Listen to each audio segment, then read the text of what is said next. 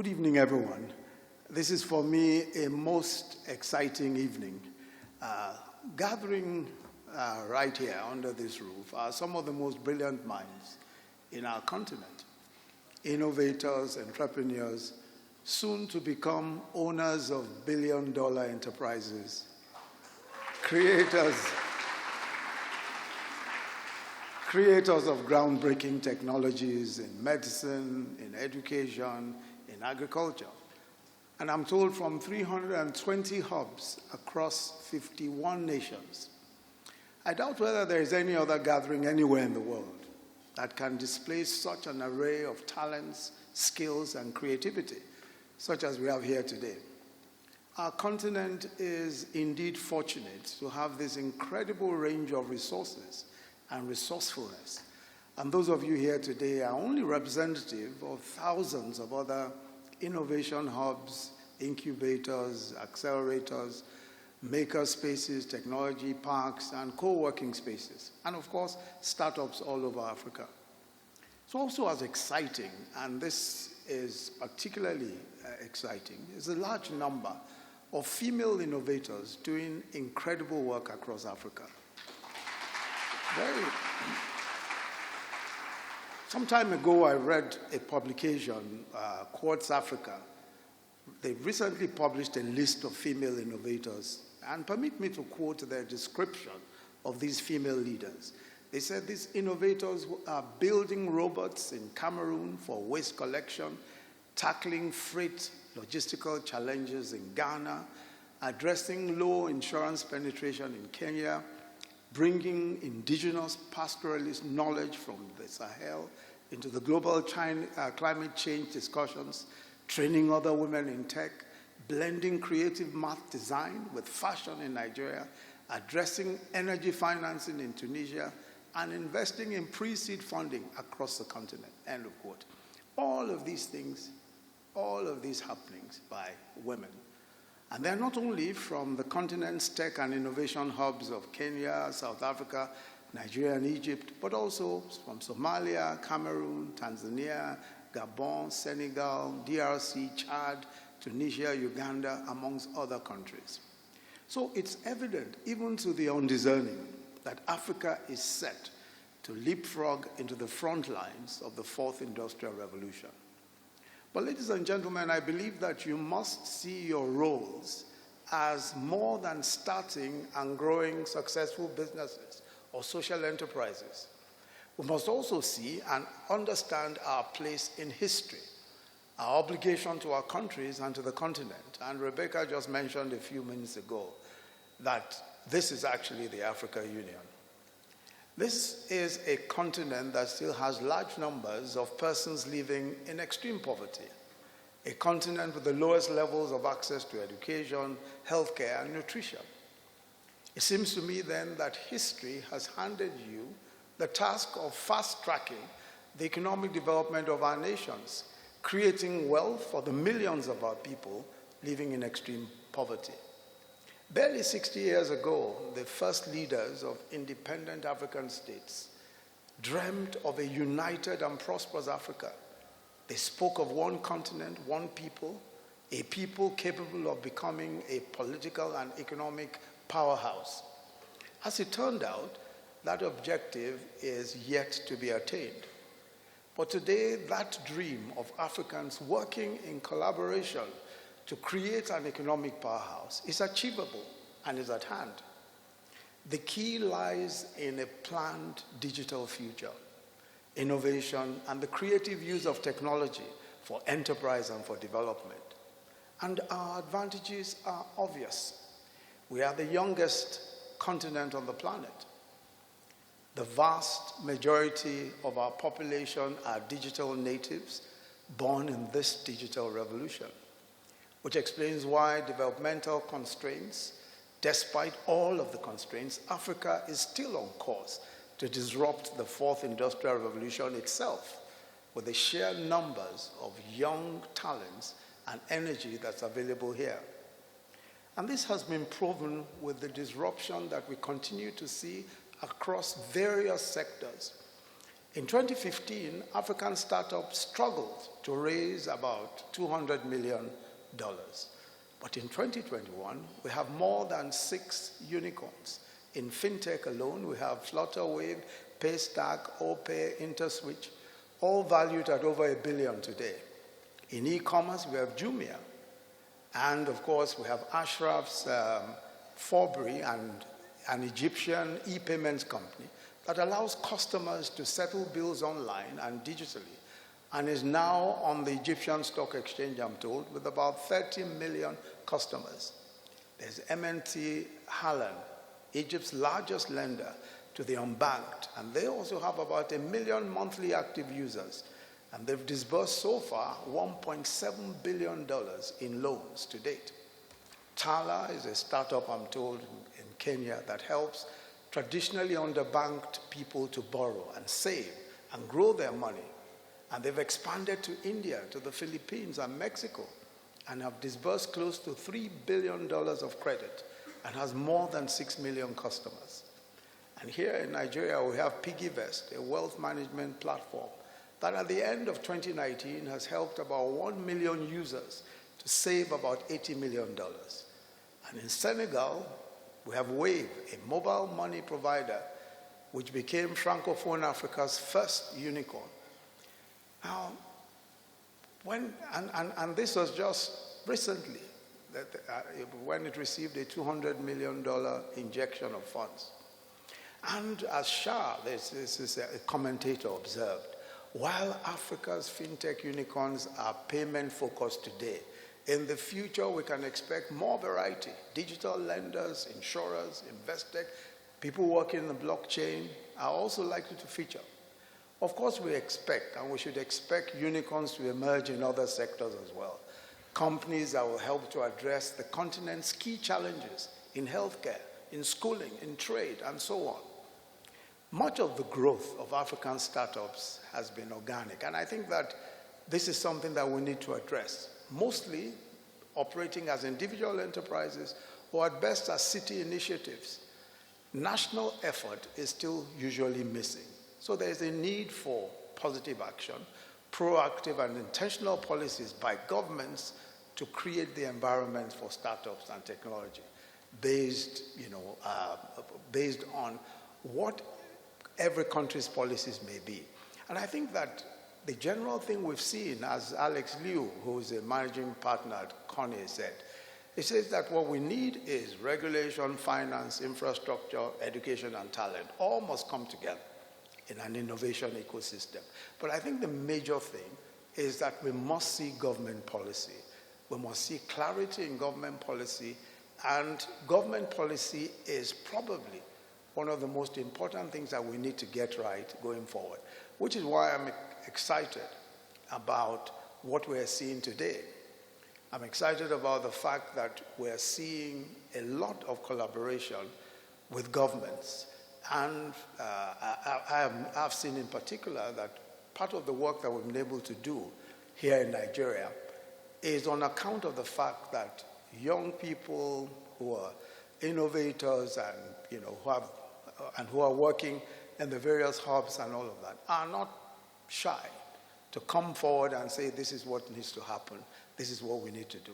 I'll just share very quickly some of what we've done in Nigeria. Not because this is a perfect story, but more to show what is possible and what can be improved upon. One of the first actions that we took in 2015 as an administration was to work with development partners to conduct an innovation mapping exercise across Nigeria.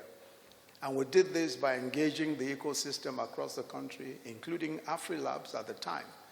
And the process led to a report which was titled Catalyzing Growth in Nigeria Through Innovation.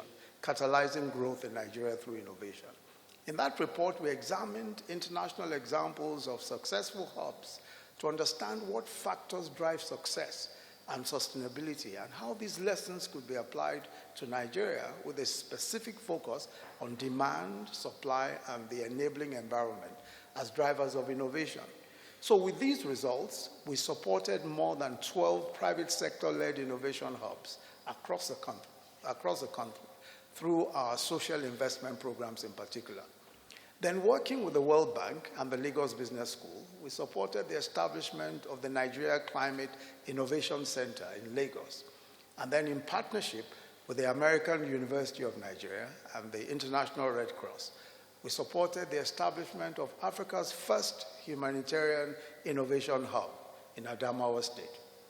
We also established the Technology and Creativity Advisory Group, which I have the privilege of chairing, as part of our Industrial Policy Competitiveness Council. Now, this group, this Technology and Creativity Group, is very important because it's made up of members from the private sector, many innovators, people in entertainment and all that, and not relevant stakeholders in the public sector. And what they do is that they offer advice to government on various policies and initiatives. Some of the policy initiatives developed from the advisory group include the wide range of licenses issued by our central bank now for fintechs, because a lot of the fintechs were already encroaching into banking services. Now, to get a banking license, you need a huge sum of money, 25 billion naira. But these guys were already doing banking services. So we needed to get a second, third, fourth category of licenses. And it took this young people who were in the Technology and Advisory Group to advise on the sorts of licenses that could be granted. So we now have a wide range of licenses which are granted to fintechs and to innovators in that space. This Technology and Advisory Group also helped to raise about $500 million. This is a sum of money that we're working with the AFDB to raise. And this is to support technology, support creative startups, venture capital, and investments. And all of this is purely on account of the fact that we're working with young people out there in the field who, of course, are doing the heavy lifting in these various areas, but who also understand what the requirements and the needs are. We also took the view that government must be the chief marketers of startups. So we supported the tech ecosystem from the highest levels of government. In 2016, Mr. President, the President and I hosted startups here in Abuja at the Aso Villa Demo Day. So we converted quite a bit of the villa where we are today to, for purposes of a demo day. And we had Mark Zuckerberg as a guest at the event. And in 2018, we went on a tour of tech spaces around Lagos. We visited several startups. And later in 2019, we also led a group of Nigerian startups and venture capitalists and angel investors on a tour of Silicon Valley and Hollywood. On that visit, our startups pitched their ideas to investors and engaged with giants such as Google and LinkedIn. And we also made considerable progress, in several other different areas while we were out there. We are also, and Tommy had mentioned this earlier, working on the Nigerian Startup Act. I believe that Mr. Aino is one of those who is also working on that from the private sector. There are so many people who are collaborating on the Startup Act, and we're expecting that very soon the National Assembly should pass that act because it will offer protection for founders and investors of startups. Now, the truth of the matter is that there is a long way to go. We cannot even begin to scratch the surface with what has already been done. It's very clear that we have barely begun the work, begun that real work that needs to be done. And that is the case across Africa. I've studied very closely what African governments are doing in support of startups and in support of innovators. And by and large, we're more or less doing about the same sort of stuff. But most innovators and startups are still unable to access cheap capital locally. Many complain that the processes for obtaining financial support ought to be easier and more transparent. So there's still a need to train more, to develop more, and to teach more, train. In effect, and this is true of many of our countries in Africa, we're at a point in the odyssey of our technology and innovation in which the big challenge is that of how to create the institutional architecture to safeguard and consolidate the progress already made. And a few suggestions, I have a few suggestions, just 3 suggestions as I close. First, our governments in Africa must ensure access to support programs that are transparent and merit-based. We must work harder on providing cheap patient capital with a view to ensuring that innovators are able to access this capital. For its own part, I think the ecosystem must work with governments to determine the parameters of access to these programs. Tech and innovation cannot also be just for profit, but for the public good.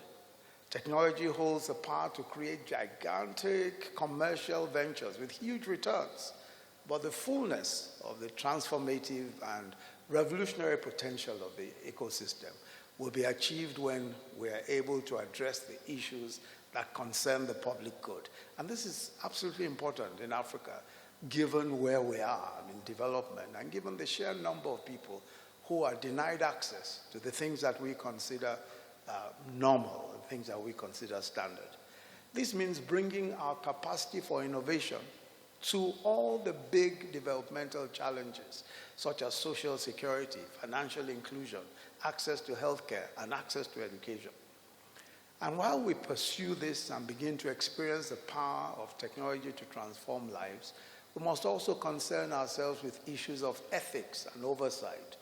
And as the debate around some of the major social media platforms is showing us, and I'm sure you are following all these debates about, privacy issues and all of those things, and about how social media can be not just a force for good, but also a force for evil.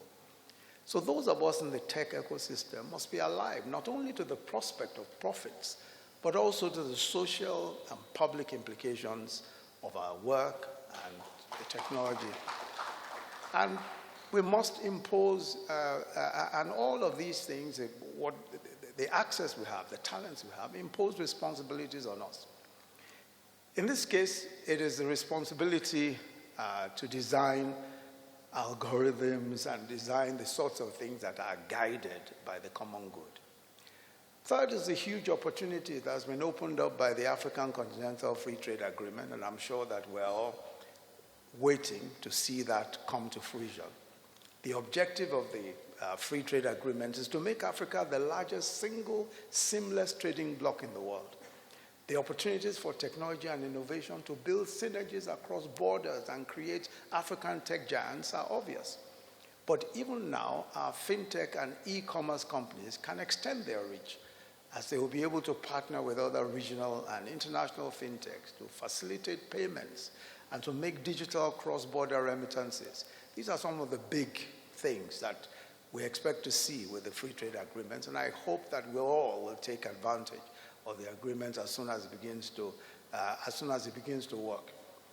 The bright and prosperous future for Africa beckons on us. You're all the great titans that will take us there, and we are extremely proud of you and all of the work that you're doing. So as I end, I must thank the Federal Ministries of Industry, Trade and Investment, Communications and Digital Economy, Make It Africa, and of course, AFRILABS. And I mustn't forget my people at the Office of the Vice President for the work that went into planning this event.